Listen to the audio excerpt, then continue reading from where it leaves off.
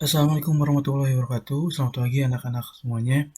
Hari ini kita masuk pada buku tema ketiga, tokoh dan penemuan. Subtema pertama, penemu yang mengubah dunia.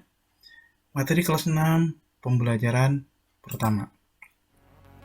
Adapun hari ini yang kita pelajari materi ajar untuk subtema pertama, penemu mengubah dunia pada pembelajaran pertama adalah materi bahasa Indonesia, IPS, dan juga IPA. Penemu yang mengubah dunia pembelajaran pertama. Lihatlah lingkunganmu di malam hari. Cahaya lampu bersinar menerangi jalan, sekolah, dan rumah kita. Listrik telah mengubah wajah dunia. Tahukah kamu siapakah tokoh yang berhasil menemukan mesin pembangkit listrik? Dan bagaimana lampu-lampu di rumah dapat menyala? Ayo membaca. Listrik pengubah wajah dunia. Listrik telah membawa banyak perubahan dalam kehidupan masyarakat di dunia. Michael Faraday adalah tokoh penemu arus listrik. Faraday lahir pada tahun 1791 di Newington, Inggris. Ia berasal dari keluarga miskin dan hanya sebentar merasakan pendidikan di sekolah. Dengan perjuangan keras dan semangat pantang menyerah, ia akhirnya berhasil membuat alat sederhana pertama yang dapat menghasilkan gelombang elektromagnetik. Tahukah kamu bagaimana perjalanan arus listrik hingga sampai ke rumahmu? Arus listrik adalah gelombang elektromagnetik, yaitu gelombang yang dapat merambat meski tidak ada media perantara. Gelombang elektromagnetik terbentuk dari hasil perubahan medan magnet dan medan listrik yang terjadi terus-menerus. Proses tersebut kemudian memicu terjadinya arus yang kemudian kita kenal sebagai arus listrik. Arus listrik dihasilkan oleh generator raksasa pada pusat pembangkit listrik.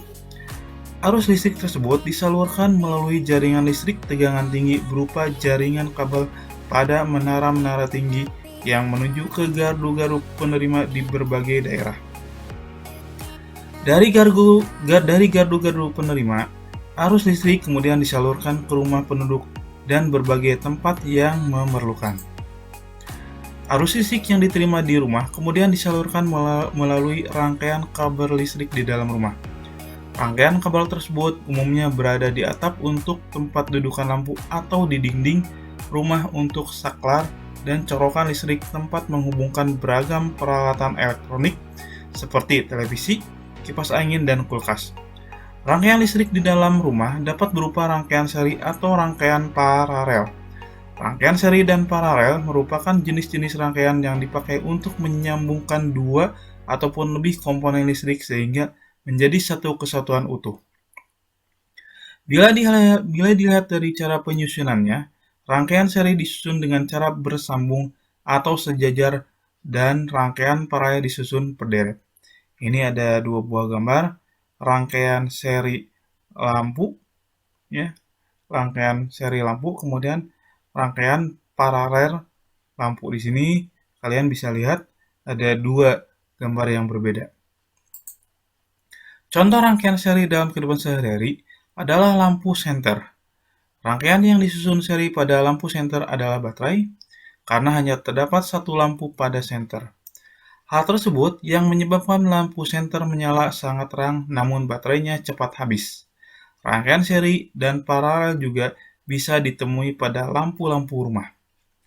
Betapa penting peranan listrik bagi kehidupan manusia. Tanpa listrik, tentunya kita akan mendapatkan banyak kesulitan dalam mengerjakan aktivitas sehari-hari. Namun demikian, kita juga harus tetap bijaksana menggunakan listrik dalam kehidupan sehari-hari.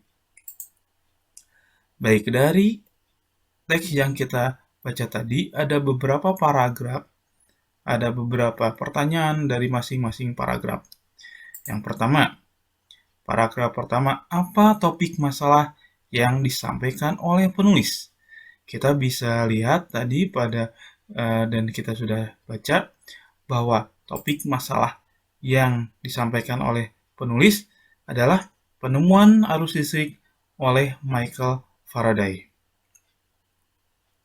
Selanjutnya, masih pada teks yang tadi, pada paragraf yang kedua, pertanyaan pertama, apa yang kamu ketahui tentang arus listrik?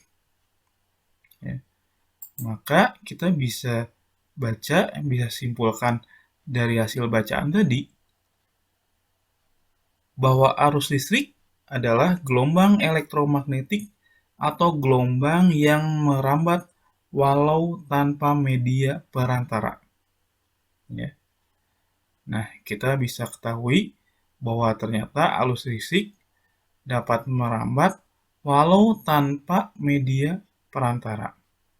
Kemudian masih di paragraf 2, pertanyaan selanjutnya yang di B. Bagaimana proses perjalanan arus listrik dari pusat pembangkit hingga sampai di rumah penduduk? Jelaskan secara berurutan. Bisa kita jelaskan bahwa arus listrik ini dihasilkan oleh generator di pusat pembangkit listrik. Kemudian disalurkan melalui kabel jaring listrik dengan tegangan tinggi berupa menara-menara tinggi menuju ke gardu-gardu penerima. Nah, dari gardu kemudian arus listrik disalurkan menuju ke rumah penduduk. Kemudian masih pada paragraf yang ketiga, apa yang terjadi dengan arus listrik saat tiba di rumah warga? Jelaskan secara berurutan. Maka bisa kita jelaskan bahwa arus listrik yang diterima di rumah kemudian disalurkan melalui rangkaian kabel listrik di dalam rumah. Nah, rangkaian ini umumnya berada di atap untuk tempat dudukan lampu atau di dinding untuk saklar dan colokan listrik untuk digunakan pada peralatan elektronik. Ya. Nah, di rumah kita bisa dilihat bahwa arus listrik yang kita gunakan di rumah itu adalah hasil dari saluran melalui rangkaian kabel listrik dari pusat gardu-gardu yang disalurkan ke rumah kita sehingga kita bisa menyalakan lampu ataupun juga memakai perlengkapan listrik lainnya seperti kipas, televisi, dan yang lainnya itu adalah hasil dari rangkaian yang disalurkan oleh kabel listrik. Kemudian masih pada paragraf ketiga, pertanyaan selanjutnya, apa manfaat arus listrik setelah sampai ke setiap rumah warga? Nah, dari arus listrik yang sudah sampai pada rumah warga atau rumah kita, bahwa arus listrik itu dapat dihubungkan ke berbagai peralatan elektronik seperti tadi diantaranya televisi, kemudian bisa kipas angin, atau juga bisa mesin cuci atau kulkas ya. Selanjutnya masih di paragraf yang ketiga, pertanyaan yang selanjutnya, apa perbedaan rangkaian listrik seri dan paralel? Nah, kita bisa menjelaskan bahwa rangkaian seri itu adalah rangkaian yang disusun dengan cara bersambung atau sejajar, sementara rangkaian paralel adalah rangkaian yang disusun secara berderet. Kemudian di paragraf keempat, apa kesimpulan dari isi teks tersebut? Nah, kesimpulan dari paragraf keempat bahwa penggunaan rangkaian seri pada lampu senter dapat menghasilkan cahaya lebih terang, namun baterai cepat habis. Selanjutnya, paragraf yang kelima, pertanyaannya, Adakah pesan yang disampaikan oleh penulis? Jelaskan dengan singkat.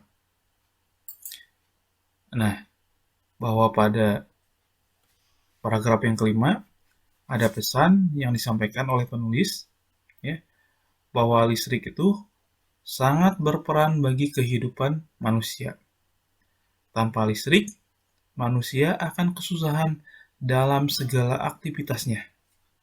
Meski demikian, kita harus bisa bijaksana dalam penggunaannya. Sebagai contoh, ketika kita tidak memakai televisi atau kita tidak menggunakan perlengkapan elektronik yang ada di rumah kita, ada baiknya kita untuk mematikan perlengkapan elektronik tersebut. Kemudian contoh yang lainnya, misalkan ketika siang hari kita tidak perlu menyalakan lampu, ya, agar kita bisa bijak dalam penggunaan arus listrik atau listrik yang sangat berperan bagi kehidupan kita.